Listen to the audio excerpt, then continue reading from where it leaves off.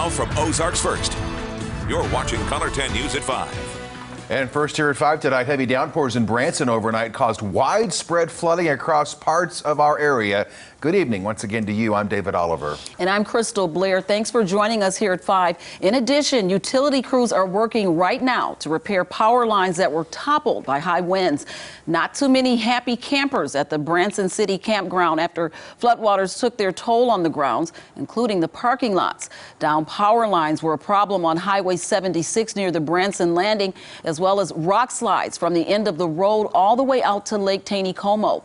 Josh Burks, maintenance superintendent for the Southwest District, says although there was no damage to 76, they've shut down the road temporarily. We're going to keep the road closed, 76 here, basically just out of good conscience for safety reasons. We don't know exactly what's under there. We have our local geologists with MoDOT coming out along with some engineers basically just to check and make sure there is no further damage. Now, 76 is expected to be closed for at least one more day as engineers continue to inspect the area for safety. Also happening this weekend right now at 5, thousands of women are uniting in Springfield. And it's all a part of the 2019 Design for Life Women's Conference. Color 10's Nija McDonald is here to explain the two-weekend event. Well, David and Crystal, Design for Life launched 16 years ago at James River Church. The conference exists to inspire women of all ages, backgrounds, and walks of life. Attendees will experience teachings from conference host Pastor Debbie Lindell, as well as several other speakers. Becky Davis says Design for Life is a passionate commitment to bring hope to women in desperate need. She says it's amazing to see women of all ages coming together for one common goal. When girls come together, they're unstoppable.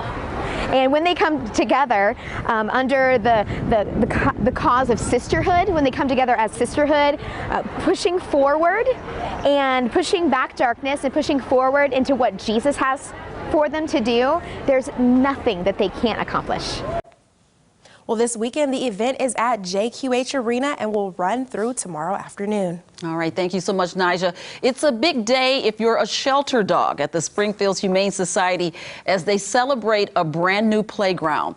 Now, this is the new backyard play area at the shelter on West Norton Road. It officially opened this morning. Before today, weather conditions determined if the pups could stretch and play outdoors, but no more as the new backyard provides covered playpens to offer shade or shelter from the rain. Plus, on hot days, there's a water feature to cool off the dogs. Donors say the backyard area is critical to socializing these animals and allowing them outside the kennels for longer periods of time. It's just like children in grade school. They have recesses for a reason, to let them go out and expend some energy, come back in, and then they're a little bit more focused and happier when they go back inside their cage indoors. The new backyard took about 5 years of fundraising. The Cook Family Foundation was the major supporter for the project. We're going to bring crime into focus now at 5 tonight. A judge has now sentenced Adam Redding, convicted of killing a Buffalo farmer, to life in prison without the chance of parole. This right here is 70-year-old Carol Ford. He was found fatally stabbed 30 times near his barn in Buffalo back in November of 2017. A judge decided Adam Redding was guilty of first-degree murder and armed criminal action in this case. Redding was a farmhand on Ford's property. He admitted he had been drinking before arriving to work the day of the death. The conflict between the two apparently started because Redding admitted he forged checks using Ford's name. Also around the world right now, President Trump recently announced that he is withdrawing all troops from northern Syria. Our Turkish allies remain behind to fight ISIS. However, some believe that pulling the troop out is abandoning them in the fight. Our Brian Calfano spoke to 2 Missouri State professors who weighed in on Trump's policy decision. That's right, Crystal and David. President Trump continues to face bipartisan criticism following his decision to pull U.S. troops back from Syria's border with Turkey and is dealing with the resulting conflict between the Syrian Kurds and Turkish troops. Now, making sense of this complex issue requires some expert perspective, and we called on Missouri State professors Jean Bajalan and David Romano, both of whom have spent extensive time in the Middle East and with the Kurdish populations there. I asked both to make sense of President Trump's policy decision. Take a listen. I mean, it's very difficult to know what the president was thinking when he sort of agreed to withdraw U.S. troops from the border. And I would note, this is not a complete withdrawal from Syria. This is just a removal of U.S. troops from the border regions, from the areas that the Turks have sort of claimed that they want to use as a safe zone. Now, there's a lot more Drs. Bajulan and Romano had to say about this unfolding situation in Syria. Both are my guests for an extended interview on Ozarks tonight at 9:30 over on Ozarks Fox. We'll look for that. Thanks, Dr. Calfano. Well, it's certainly colder out there today. Wow. But the cool weather is here just in time because it is once again time for fall festivals. That's right. This is our 39th year, my understanding, that we've been doing it, so we're one of the original groups that's been doing it. But yeah, a lot of these groups have been making apple butter for a while. We take you to one of the longest running fall festivals in the Ozarks when we come back.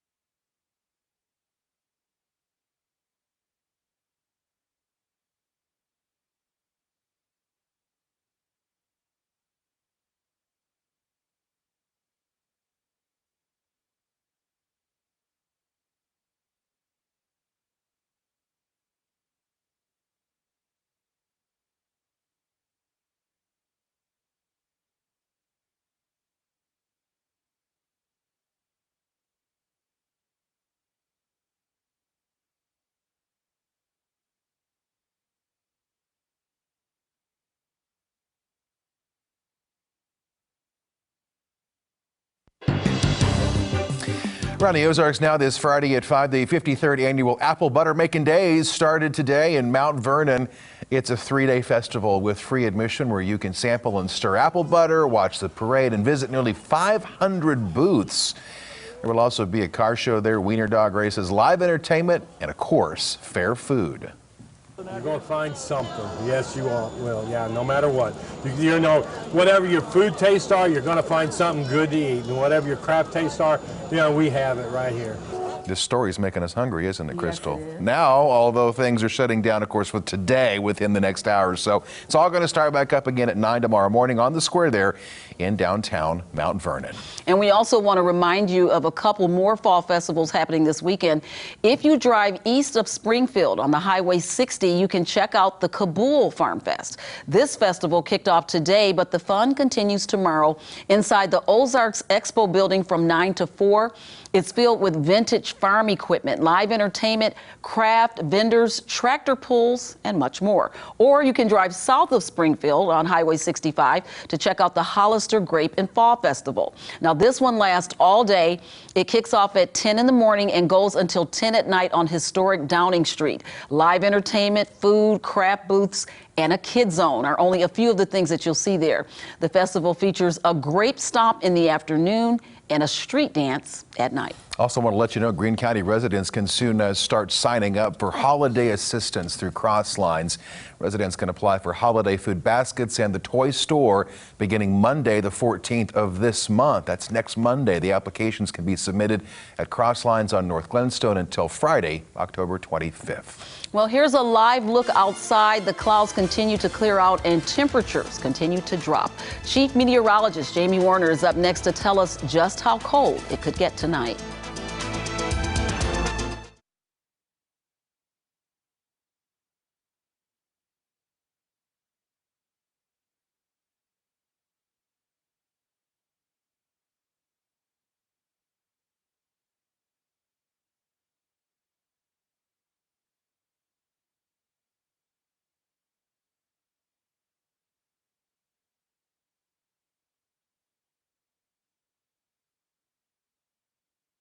Telling my boys. That was really hard for them.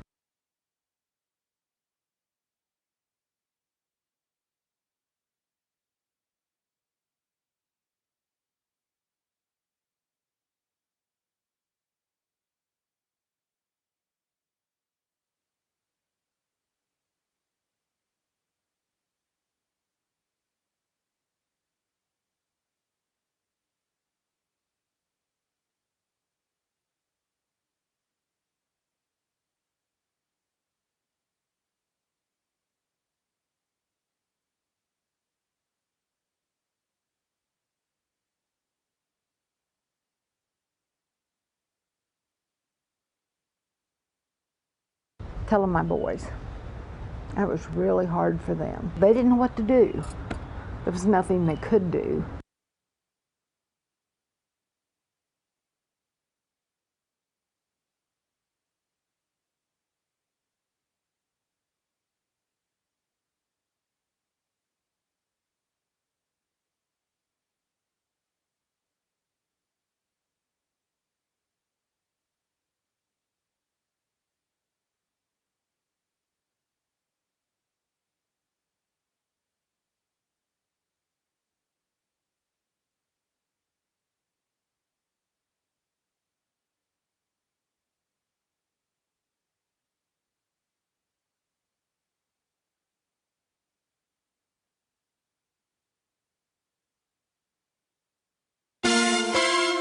Now, weather with Chief Meteorologist Jamie Warner. Well, it went from ugly to beautiful outside today. We cleared out the cloud cover, but temperatures are still feeling a little bit ugly if you're outside. Temperatures topping out around 50 this afternoon in Springfield. Winds breezy out of the west-northwest at 14 miles per hour. And I tell you what, folks, it's just amazing. Only 10 days ago, if you remember this, only 10 days ago, we had a high of 91 degrees. And today we're talking about temperatures near freezing tomorrow morning. That's the way it goes when you get into the fall season. You get on that fall roller coaster, and we've certainly been on it. Outside right now, clear skies here in Springfield and areas to the west. Still working on those clouds across our eastern counties. Those clouds will continue to clear on out over the next couple hours. Of course, the big story over the last 24 hours is the rainfall. A soaking rain across the Ozarks. Most locations picking up between 1 and 3 inches of rainfall. But there were a few spots that saw much more than that. Areas up near Warsaw picking up around 4 inches. We had a stripe of heavy rains which extended across Lake of the Ozarks. Also, we had some very heavy rains across Berry County, Stone County, into Taney County, Douglas County, and Ozark County. And around the Forsyth area, reports of maybe upwards of 6 inches of rainfall. One of our weather watchers down in Branson reporting over 3.5 inches of rainfall since the rain began early Thursday. Looking at conditions again right now, it is quiet. It will stay that way through the weekend. We are looking at a long, dry stretch of weather. And of course, with the clear skies overnight tonight and the light winds that we're going to find, winds are breezy now. Those winds are going to drop off overnight tonight. We're getting set for a freeze, at least a light freeze, across the area. And you know, earlier in the week I was showing you this. At that point we were thinking lows in the mid-30s, which, you know, October the 12th, that's pretty much on target for when you expect that first frost. But if we get a light freeze, we're looking at that coming a little bit early this year. Typically around October the 23rd is when we have that first light freeze, and we get that first hard freeze with temperatures dipping below 28 degrees early in November. And of course, with all the conditions that we're now finding, we're going to start seeing those leaves changing across the area. We've had the chilly nights. We've already had some mild sunny days. We're going to find that through the weekend. Of course, we just got done with a storm. The one thing that we've been kind of waiting on to really kind of spur things along is that first light frost. And it looks like that first light frost will come tomorrow, and it will come with a light freeze as well. Now, given that all these ingredients are coming into play, now we start thinking, when are those fall colors going to peak? Well, typically, on average, that's in late October. And it looks like, given the conditions that we're looking at, we're probably going to see that be the case this fall. Overnight tonight, temperatures will settle out right around freezing. Some locations may bottom out a little bit above, other locations a little bit below. Here in Springfield, it looks like a low of 32 degrees. And of course, with the cold, you might be wondering, are we challenging records? Not really. Looking at tomorrow morning's record lows, most locations, the record lows are in the upper 20s. The one exception to that is going to be in the Vichy-Raleigh area. At that observation site, it looks like we could threaten the record low there. Temperatures tomorrow will be comfortably cool, although it will come with a little bit of a breeze out of the southwest at 5-15 miles per hour. Looks like a high of 61 here in Springfield. And of course, the Bears are playing here in Springfield, 2 p.m. kickoff. Looks like it's going to be clear. It's going to be cool. If you're going to be doing some tailgating, it will be chilly early on in the upper 40s at 10 o'clock, but warming to near 60 degrees by 2 o'clock in the afternoon. And we'll find that warming trend through the weekend into early next week. 74 high on Sunday. Monday highs in the mid-70s. Next chance for a shot at some showers will come on Tuesday, but not expecting any heavy rain with that. Okay, Jimmy, how about our Viewers Club tonight? Well, that number tonight is 130159, and our jackpot is up to $900. All right, coming up next, a story of survival. Telling my boys, that was really hard for them. They didn't know what to do. There was nothing they could do. Stay tuned with us as one person tells about their experience with breast cancer and beating the odds.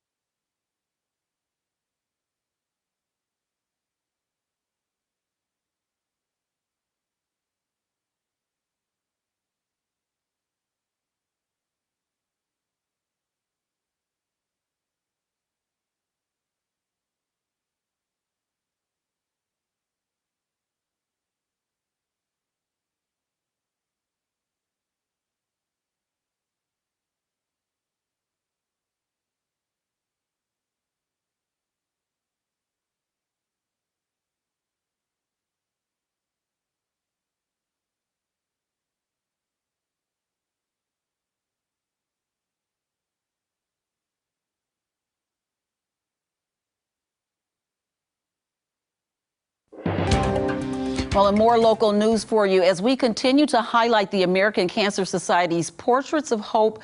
Today we meet Juanetta Howard. She fought for her own survival, and now she's fighting for another generation. Goofy ones of me and my granddaughter. Flipping through the pages of life. Yeah, this is one of my favorites. All of us looking out at the water. It's often the happy moments we put on display. At the time, he was a baseball player and she's a cheerleader, so they did their poses there. But tucked in the back, not bound, lie the other, more painful memories Juanetta Howard holds on to. I was taking a shower and I found this knot and immediately knew there was a problem. It followed by a knot in her husband's stomach. This is the day I rang the bell when I finished my treatments, and a real good friend brought me that great big pink flower. September 1st, 2016 is when Juanetta finished chemo and radiation to get rid of her breast cancer. I had 33 treatments, and toward the end, it really was just a open, raw, like a sunburn that is just, blistered. Nearly a 4-year survivor, yet she knows there's a chance it could come back. And now comes the knot in her throat. We just finished that scare. I kind of let go of the little stuff and, do the family. Doing things with family is very important. Just live life, because you never know when it's gonna be gone. A happy ending has opened the page on a new chapter. And we have some silly ones. But Juanetta wants to make sure the sequel to this story is free from any knots in its plot. I have a 10-year-old granddaughter, and I don't want her to ever have a doctor say, you have breast cancer. I want it to be a world free of breast cancer. Now, the Making Strides Walk takes place at Hammons Field Plaza on October 19th. Our own Elisa Rafa and Lauren Burness are excited to be your MCs. If you want to walk and need a team, they'd love to have you on theirs. You can find that link on Lauren's Facebook page, Lauren Burness, Color 10. Up next here at 5, a unique pair of shoes sell out almost immediately after being released. But first, a look at what you'll see at 5:30. Tonight on the CBS Evening News, deadly wildfires force 100,000 people from their homes in Southern California. We're at the scene of the largest fire. Our series Medical Price Roulette looks into a cost-saving alternative for routine surgeries. And Steve Hartman's on the road with a man who's whipping up a sweet new career at 93. Those stories and more tonight on the CBS Evening News.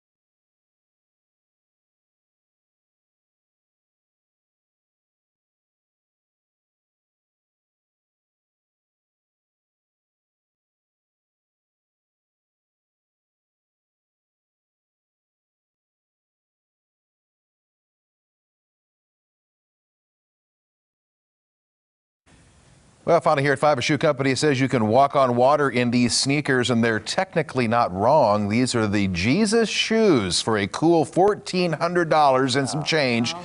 You can buy a pair of these Nikes. The shoes have water from the Jordan River injected there into the soles and the bottom, and a miniature crucifix attached. The shoes released Tuesday are sold out as of right now. I read this online today. Apparently the water was blessed too. So those are, yeah, I don't know. How do we know that water? I was listening to one of her, I think it was Nija, and she was saying, how do we know? How do you know what? Yeah. Amen to that. That's our news at 5. Thank you so much for joining us.